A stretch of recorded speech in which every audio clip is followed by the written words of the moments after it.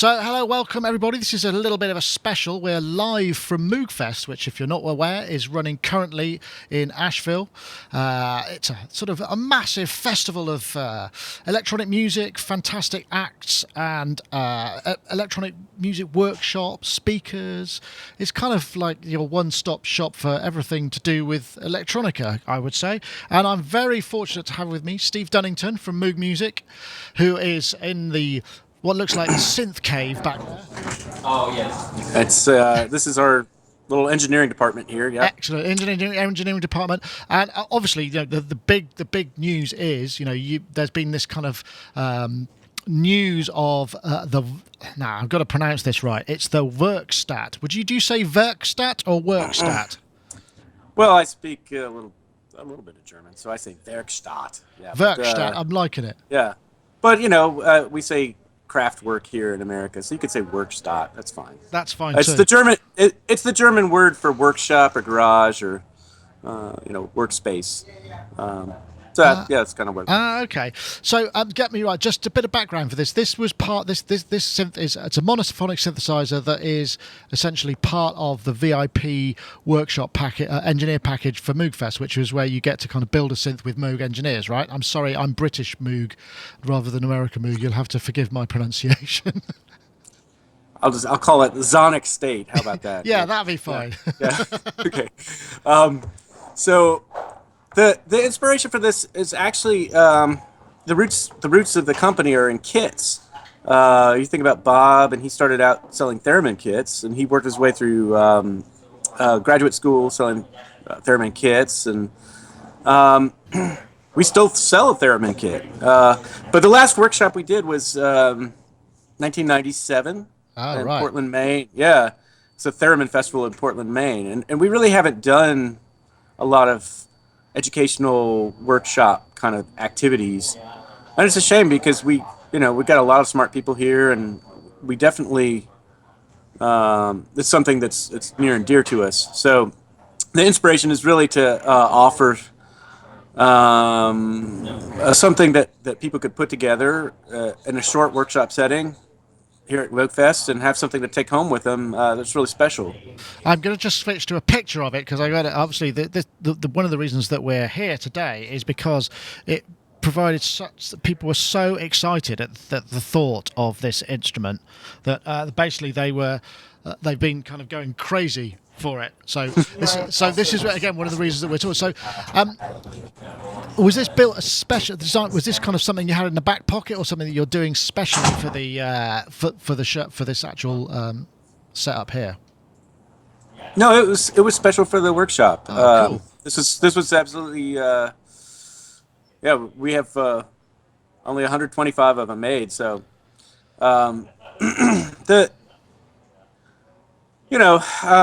it's It is what it is. it is what it is. Yeah, it says on it Moogfest. Oh, you've got one made there. Wow, operational. Yeah, see. Nice. Sure, yeah. So tell me what's going on inside. I mean, what kind of are we talking? Kind of classic Moog ladder filter? Are we talking is VCO, which is kind of encouraging. So how analog, and what's going on under the hood? Well, it's all analog. There's no MIDI. There's a scanning keyboard, but it's done with CMOS logic instead of a microprocessor. The oscillator is sort of I guess it's like the Voyager and Freakbox and Little Fatty topology, slightly modified for this form factor. Slightly modified because this is a single oscillator synthesizer, so Sure. It lets you do things a little differently, perhaps. The Moog ladder filter is, it's the Moog ladder filter. Everybody knows that. Oh, cool. Some people, yeah. Right. That was one of the big questions. Was kind of is it the real deal? Is it some kind of modification? I mean, I guess the first question really, before we kind of get into any of this, is are there any plans to produce this? Because you must be aware of the excitement that it's actually generated around the interwebs and the blogosphere. Really, I see a lot of people say, "Where's the poly?" But Well, that too.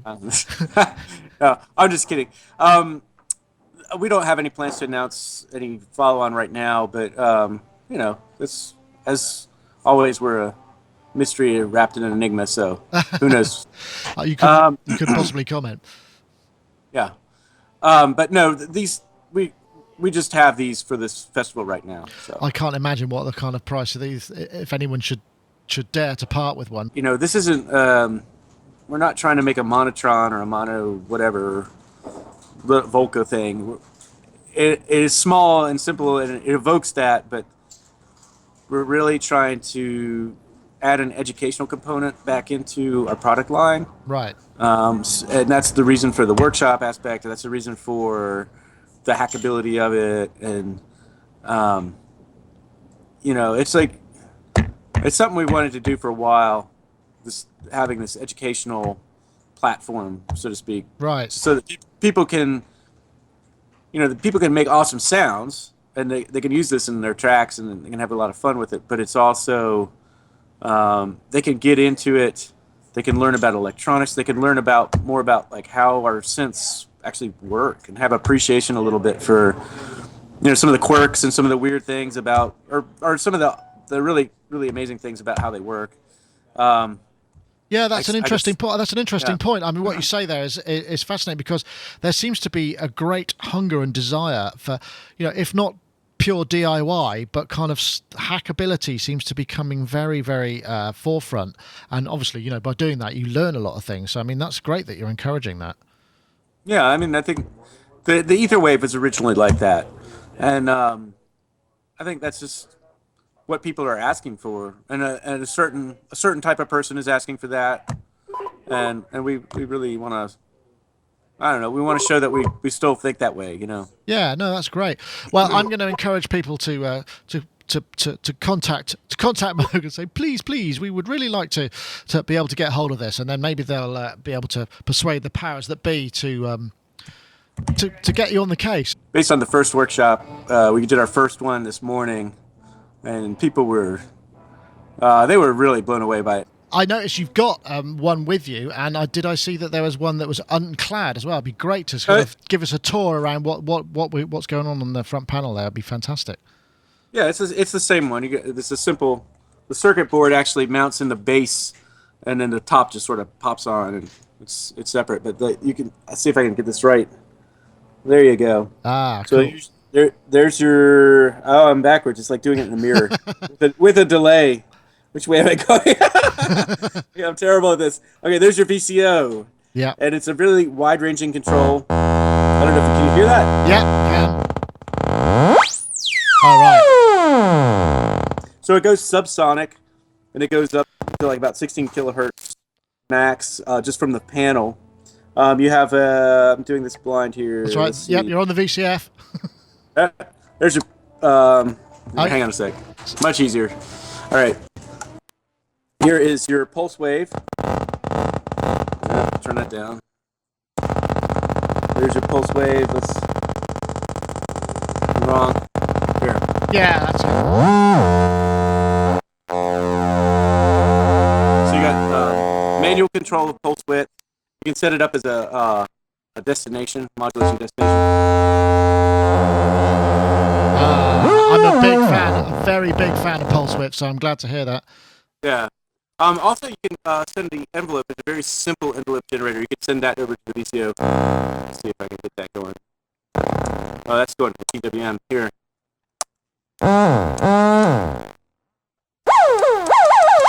So you can do kind of fun drum sounds. Oh, nice. That kind of thing. Nice electronic percussion sort of things. There's your filter. Oops, hang on.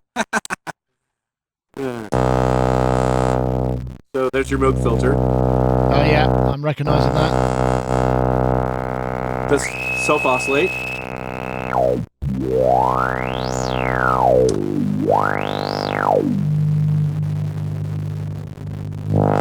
So it sounds quite nice. There's a VCA control. You can either have it on, or just drones on and on. So you can just set it up as a drone box. You can turn it off, and now we're controlling the VCA from the envelope. There's mod sections for the VCO and the VCF. You can select the envelope for the LFO, get an amount control, and then for the the VCO section, you could say whether you want PWM modulation or frequency modulation. That's also cool. You can send the envelope over to modulate PWM. And then on the filter section, you have polarity control, so you can modulate up or down. Right, cool. And then a little 2 waveform LFO goes into the audio rate. So that's kind of quite cool.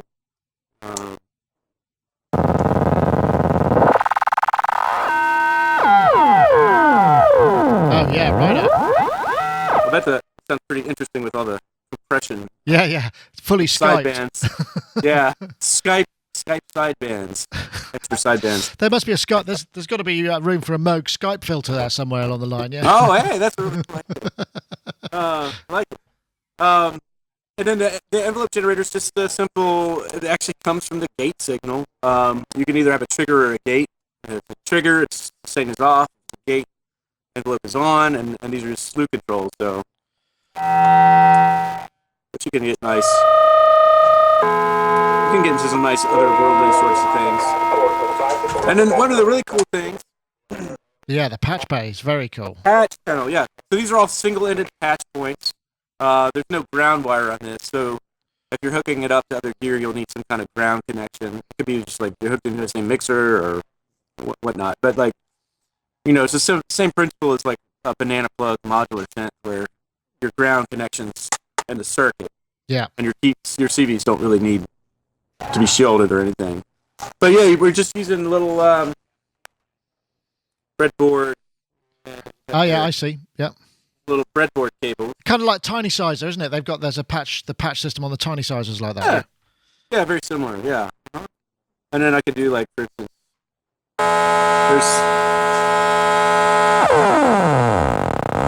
I'm modulating the VCA.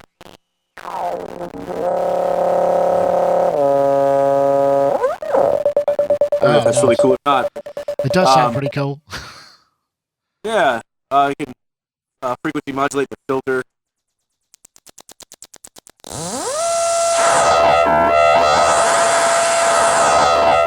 That's always a nice one. It's just for every output, there's 2 outputs. So you can, if you want to do like 2 things with the keyboard, for instance, you can do that. For every input, there's only a single input because you can't just cram 2 signals into there. There's one exception is you can do this really goofy thing with the there's a VCF audio in point. I can actually make a hard sync sound if I can figure this out here. Oh wow, cool. So it's really gross, actually. Yeah, that's nice. Yeah, I'm not really. Is that oscillator back into oscillator? It's the LFO hard syncing the oscillator, but it's not really hard sync. It's actually just kind of like a distortion thing. It's kind of a weird. You're just overloading the input of the filter really hard, and it's sort of a bizarro sync. Yes, I don't know. Sounds good. One thing that was really exciting to me, I was thinking, wow, you could just hook a load of them up and make like there you go, there's your Moog polysynth. Just grab a whole bunch of them and have a voice on each one. Well, it was really cool at the workshop when people started to get their kits working, and it's sort of this chorus of strange Moog sounds. It was really fun. It got really loud. So is that it then? Is everybody? Are the kits now made, or are you doing multiple? Sort of, are you doing another one tomorrow? And how does that work? No, we actually have 3 separate workshops. Each workshop is in 2 sessions. Right. First session is building, and then the second session we're learning about how it works and how you can get in there and hack it. Oh, did I mention it's hackable? Yeah, that's kind of cool thing. If you look, it's a board. Oh, sweet. Let's see if I can get this right. So you'll see. Let's see if I can see this spot. I'm going the wrong way. So it's annotated. There's actually hack points on the board, right? Oh, absolutely. And there's you see there's a bunch of pads there. There's called experimenters pads, so you can breadboard a circuit on here. Oh yeah. You have test points and jumper points. All the audio path has jumpers. So like for instance, between the oscillator and the filter, if you want to insert some kind of wave shaping or some other thing, you can, or you want to put a mixer in there, and so you can add other external signals. You can put it in there. You just cut the jumper and you run wires through the circuit. Have that. Cool, that's absolutely awesome. So Steve, what's next in the Moogfest? I mean, obviously this is day one. You guys must have been run ragged just organising all this stuff. What are you going to go and see tonight? I'm gonna go see. I'm gonna go see my kid. Ah, Yeah, yeah. he's a year and a half old. Yeah, yeah. Oh yeah, I'm gonna go. Yeah. I honestly haven't had time to look and see what the schedule is. I don't know when anything is. That's just how busy you are there, Steve. Well, yeah, we've got the Sub 37 we're working on still, and the Theremin and all these other things, and we've got stuff for next year that we're already getting started on. And So is that all happening? I just had this idea that what was happening, Moogfest would happen, and everybody would be kind of like off, just taking, checking tickets and doing stuff because there's so much going on there, and I just figured that everybody would be doing everything, and the Moog factory would be closed for a bit. Or is that just my quaint notion? we never sleep, we never rest. We can't. So what are people going to have to do to try and persuade you to make this publicly available and let it out into the world? Well, I think that we're pretty good at listening to people, and we'll just see what happens. Again, this is the first time we've done this in so long that we really just have to see how it goes. But my initial impression is a lot of the people are really interested in it. They love it, and they're having a blast putting it together. So hopefully it all, hopefully there could be a future for it. But let's just see. If right now it's what it is. Yeah. Okay. And one other question I was asking: what's the control voltage format? Is it the standard Moog format, or is there so could people hook it up to their Euroracks or? That's a good question. I haven't actually tried to hook it up to a Eurorack yet, since I don't have one. So You only just built it today. no, I mean I've had it for a while, but it's probably a little bit non-standard, but it should work. Right. I mean, it's all just voltages. I mean, depends on what you're looking for. I think for instance, the VCO outs, they're like 0 to +5 volts. Well, that's a little weird, but that's the core of the oscillator, and it's DC coupled, so that's kind of it's as much a control signal as it is a CV or a audio source. Right. Okay.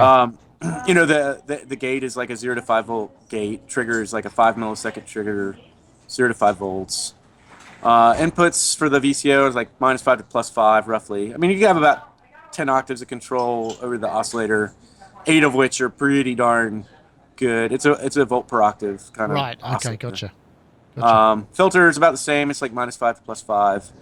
The LFO out is also like -2.5, -3 to +3, something like that. To me, it's like that stuff. You just kind of hook it up and see what works and move things up or down if you need to. Yeah, I guess you can always attenuate and scale and all of those things Sure. that people do with modular stuff. Definitely. Excellent. I'm sure you are an incredibly busy guy, and as you say, I imagine. I don't know what the time is. You've probably got a couple of hours left in your working day, and then it's back off home to the bosom of your family. And so, is there something that you are gonna try and see? Because obviously, you've got the weekend and stuff coming up. There's some great acts going on. I mean, what's the one that what are you most excited about in terms of artists? Because there's some big names there. The ones kind of stick out to me. Kraftwerk, of course. Oh, yeah. I mean, come on, that's just ridiculous. Actually, when we first thought of an idea of having a Moogfest many years ago, that was the one name. We were like, oh, we should get Kraftwerk. That would be so cool, and we did. So, yeah, I should go see them. I am also interested in this the Moderat, which is Mode Selector and Apparat. I like Mode Selector a lot. Those guys are great. What else? I'm probably drawing a blank, and I'm going to probably insult somebody because I can't remember. No, well, that's cool. But I mean, those are some great. You should say if you get the opportunity, say hello to Chic. Rich Hilton is a regular guest on our podcast, and he's the keyboard player in Chic, so he'll be there. Cool. And we're having him report back to us about the other Moogfest and stuff. So, are you appearing in any of the panels? And because obviously you're dealing with the synth workshops and what have you, are you going to be showing up at any other things, or is that kind of pretty much your remit? No. I'm the workshop is pretty much that's what I'll be doing. We have them every day, every day at 10 o'clock, and and one, I think tomorrow we have actually 2 sessions. So Right. yeah, it's pretty packed. I mean, it's just going to keep me busy.